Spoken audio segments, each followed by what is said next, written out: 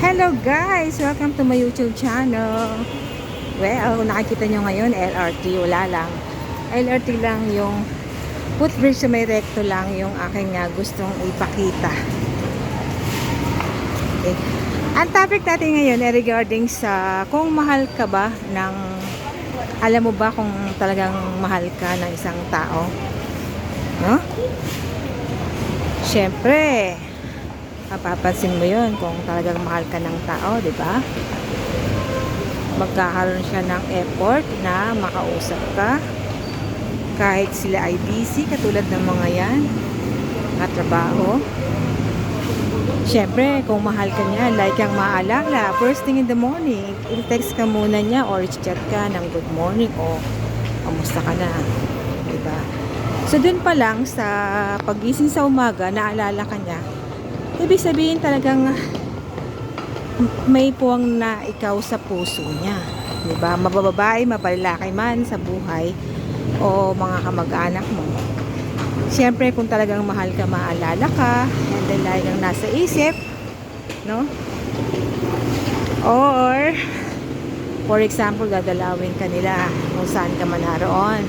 So, for example, yung asawa mo, lagi mo siyang bibilhan ng pasalubong. Yun, yung pag laging may pasalubong yung asawa mo, syempre parang lagi ka niya sa isip, so gusto ka niyang i-surprise. Gusto niyang makita yung ngiti mo. Diba? Yung ngiti mo.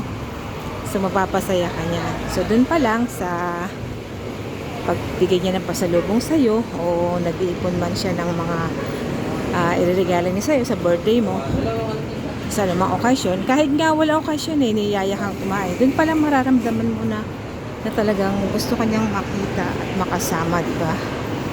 So, pero pag walang effort, halata naman, di ka naalala. Di ba?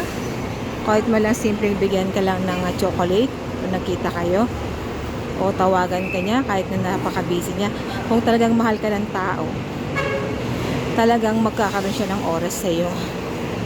Tatawagan, i-text ka, i-chat ka, napakadaming paraan.